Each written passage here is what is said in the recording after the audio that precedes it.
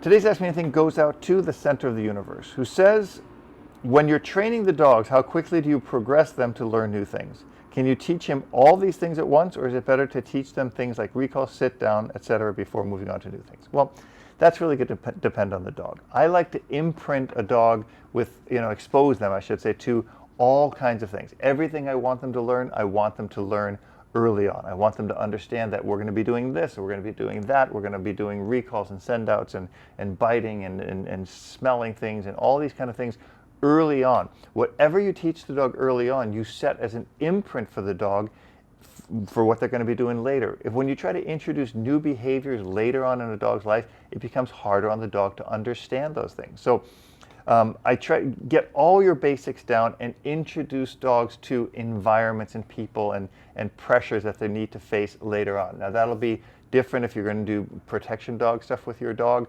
or just plain obedience or herding or any different thing. They need to have a good understanding of what they're going to be expected to do later in their life, early on in life, because it sets a really positive imprint for the dog. Always teach a dog according to that dog's ability to learn, not according to your ability to teach. You must be the vessel that helps dogs learn, that makes it easy for them and makes it a positive experience, because dogs are going to want to do, just like people, what feels good and what brings them reward. And if you do that, you're going to have a well-trained dog. It says, I just watched your video on prong collars. When should you use a prong collar versus a slip lead? And that's a great question.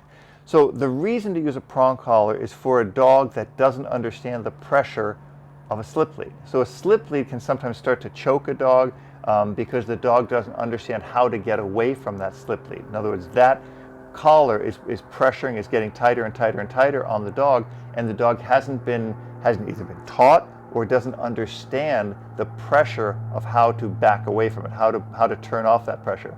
And sometimes a prong collar will do that much, much more efficiently, because the prong collar will bite them on the front, and the dog's knee-jerk reaction is to back away from that. And that's going to make it easier for the dog to understand that. It makes it easier for the dog to learn the lesson. But you need to also make sure that when you do prong collars, and if you've watched my prong collar videos, you'll see that I teach leash pressure early on with the dog on a prong collar, so they clearly, very, very, very clearly understand how to turn that pressure off immediately. They must know how to turn it off. Otherwise, you're going to send a dog into a frenzy, right? And that happens a lot on choke collars, on choke chains, and martingales or flat collars, any buckle collar, because the dog does not understand how to turn that pressure off. Prongs make it a little bit easier for the dog to understand how to turn that pressure off when taught properly. Not exactly sure if you have a link for Ask Me Anything or not, so I'm posting my question here when we get it. How do you train your dog for protection? I do have a black Russian Terrier, great dog, smart, willing to learn, but too friendly to everybody entering the yard. 1-year-old. Listen to basic commands. And it seems to start developing the watchdog part. They say it will start at 1 year and a half. That's true. But acts like a puppy around strangers. I'm not asking how to make him mean, just to be aloof around strangers and act if that's the case. By the way, I'm not socializing my dogs. Have one more hound pit acting the same way. Well, if you're not socializing the dog is more likely to be suspicious of strangers or people. But what I'd really encourage you to do is maybe work with a good protection dog trainer so that you can teach the dog, more importantly, the out, not necessarily the bite. The bite the dog is going to get, right? The dog's not going to have a problem understanding how to bite. If a dog is pressured, the dog feels suspicious or weary around somebody, the dog's more than likely going to bite. What you want to teach the dog is how to clearly understand when they should bite and how to get them to let go. Because if your dog is biting someone, and you're trying to get him to let go, and he doesn't, and it's a black Russian Terrier, which is a 150+ pound dog, you're going to have a problem. And if they bite the wrong person, it's a problem. So protection, you really want the dog to work with somebody so that that protection instinct is very safe and sound in the dog, but it's also something that the dog can turn on and off and kind of will look to you whether they should turn it on and off.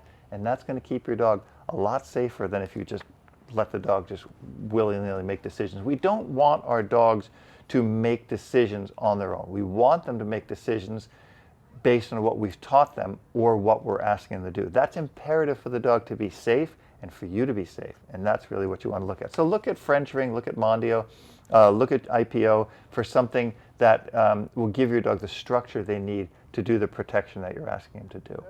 When I try to teach my dog something new and I want to give her treats, when I come with them in my pocket, she stops listening and comes to take the treats.